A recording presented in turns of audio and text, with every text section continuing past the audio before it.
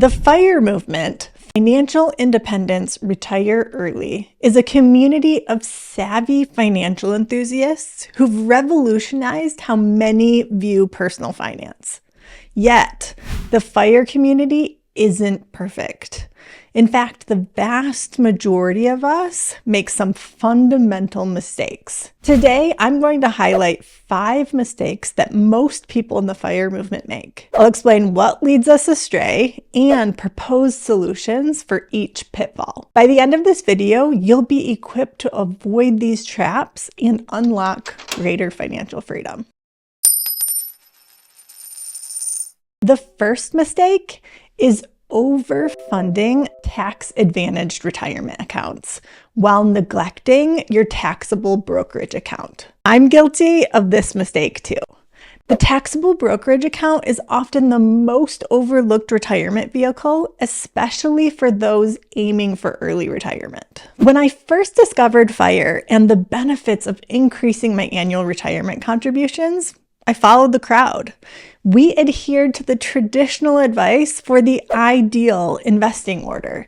There's a general consensus on this order, particularly for the first 3 steps, especially if you exclude non-investing options like paying off high-interest debt or building emergency funds that are sometimes mentioned. The most unanimous first 3 steps for investing are this. First, invest in employer-sponsored plans up to the employer match if you receive one. Second, max out your Roth IRA. Third, return to the employer-sponsored plan and max it out.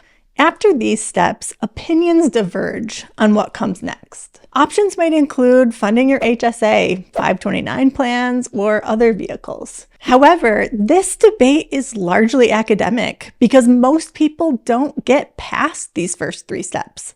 They simply don't save and invest this much money. Let's look at the numbers. The 401k contribution limit is $23,000 in 24 and $23,500 in 2025. And the IRA contribution limit is $7,000 for both years. This means an individual would need to invest $30,500 in 2025 before moving beyond these 3 steps. For a dual income household, that figure doubles to $61,000. Contribution limits have increased over time. A decade ago, the landscape was different. In 2014, when my husband and I were in our wealth accumulation phase, the max contribution limits were $17,500 for employer-sponsored plans like a 401k and $5,500 for a Roth IRA. This totaled to $23,000 per person. As a dual income household, we needed to invest $46,000 to complete these first 3 steps. We eventually exceeded this investment level, but only much later in our wealth accumulation journey after significantly increasing our income. Because we followed the crowd, we didn't prioritize the taxable brokerage account until after we could max out our 401k. And it shows. About 90% of our current investments are in tax-advantaged retirement accounts. You might think we did a great job being tax efficient, and you would technically be right. However, we sacrificed flexibility, especially before traditional retirement age. We now have more money in our tax-advantaged accounts than we will ever need.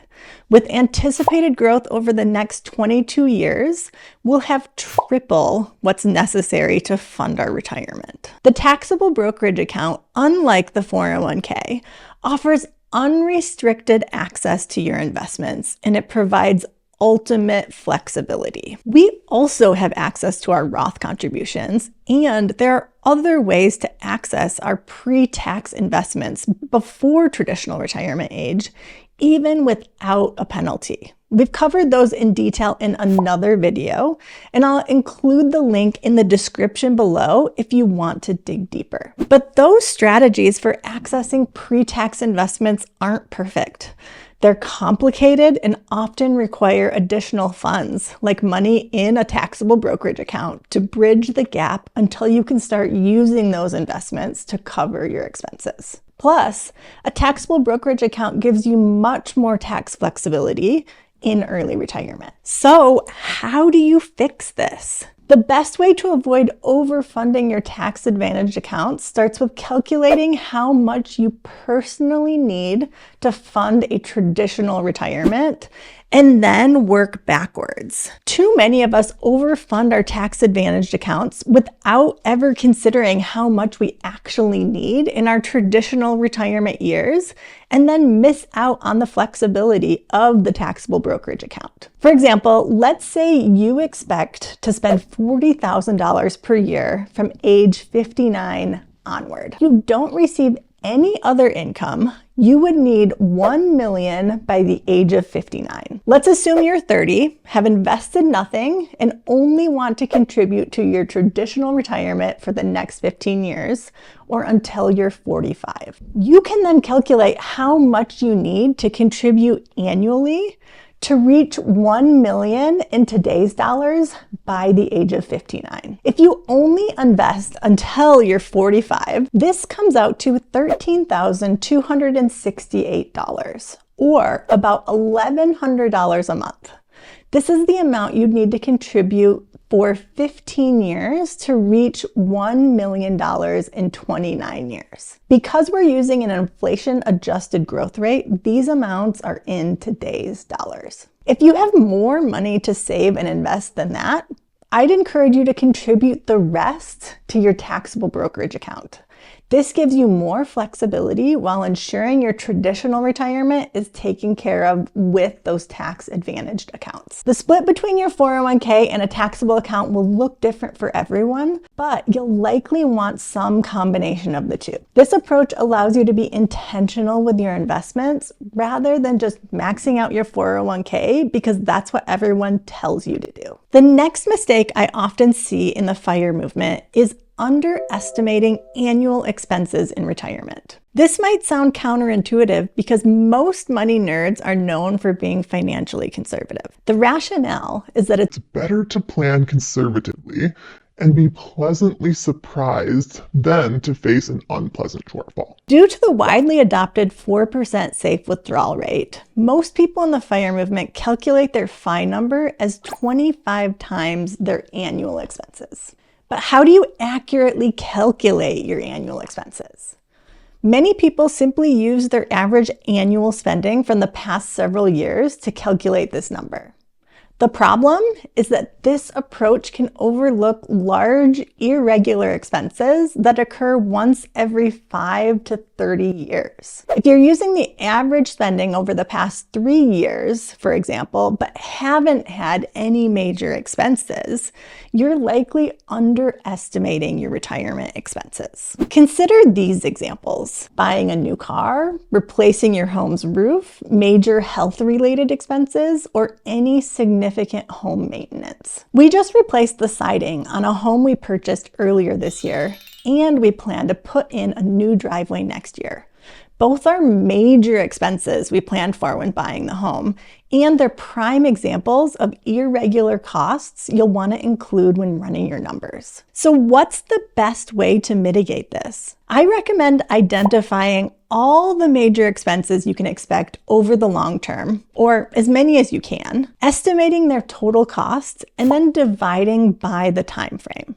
For instance, if you estimate spending $100,000 every 10 years on large, irregular purchases, you can add $10,000 to your average annual expenses from the past few years, and this will give you a more accurate estimate for your retirement expenses. This mistake often leads to the next one, which is overestimating your FI number, or the amount that you need to stop working indefinitely. I've met countless people in the FI space, and the vast majority are like me, risk averse. As I mentioned, I believe lack of clarity around retirement expenses leads some to inflate their FI number. Ultimately, this stems from limiting beliefs and fears that influence our decisions. Money fears wreak havoc on the FIRE community, pushing us to add cushions just to make sure we have enough. I recently had a conversation with someone who was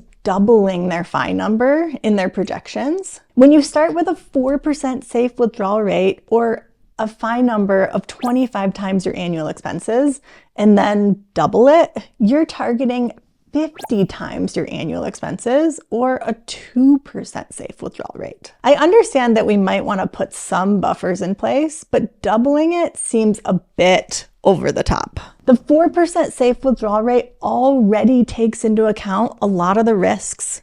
For a 30-year retirement, 97% of the time, you end up with more money than you need.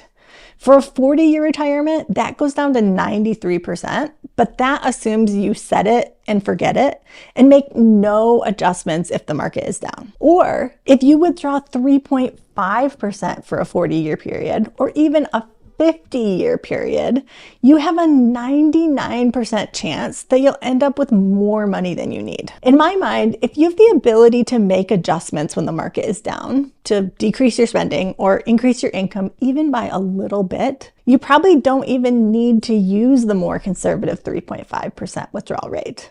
So a 2% withdrawal rate is completely unnecessary. It's time that we address the root cause here. Money isn't the real issue. It's a lack of confidence. This is a big reason why we just launched our new course called Coast with Confidence. It's for those who are close to Coast FI or who have reached it and want help building confidence in their numbers and working through their money fears. At the time of recording this video, doors for this program are not currently open, but we do plan to open them again soon. If you're interested in joining a future cohort, join the waitlist. I've included a link in the description below. The next major mistake I see prevalent in the FIRE community is an excessive focus on their financial independence number. While I'm an advocate for accurate calculations, there's a crucial difference between having that and obsessing over your FI number. As with most things in life, moderation is key. Understanding your end goal and FI number can be healthy, but obsessing over it can become detrimental. If you focus too much on the number, you risk losing sight of the freedom and flexibility that initially drew you to FIRE. So how do you know if you're focusing too much on your FI number? I've identified 4 warning signs. See if any of these sound familiar to you. 1, you make life decisions solely based on whether they'll help you reach your ultimate goal of financial independence. 2, you calculate the additional work time required for every minor expense. 3, you review your finances and progress toward your FI number several times a month. And 4, you struggle to spend $100 or more on something you value because it might slow down your journey to FI. This list isn't exhaustive, and I'm curious to hear what other signs you can think of that indicate an unhealthy focus on the FI number. Share your thoughts in the comments below. What other warning signs should people be aware of? So what's the solution to overemphasizing your FIRE number? To answer this, I need to introduce you to the final mistake common in the FIRE movement. The 5th and final mistake I see many in the FIRE movement make is waiting until they reach FI to make lifestyle changes. Too many of us in the FIRE movement wait until we cross that arbitrary milestone to start making changes in our lives. What's the problem with this approach? It sets you up for failure. Making significant life changes isn't as simple as flipping a switch. This is why so many retirees struggle to adjust to retirement regardless of their age. Many in the FIRE community who've reached FI have reflected on their journey and warned others not to repeat their mistakes. If they could do it over, they would have slowed down before reaching financial independence. We've heeded these warnings and have started designing a life we truly love before reaching financial independence. For us, this has taken various forms. terms, including working part-time, pursuing entrepreneurship, and traveling in our camper van. We've discovered ways to leverage financial freedom before reaching full financial independence.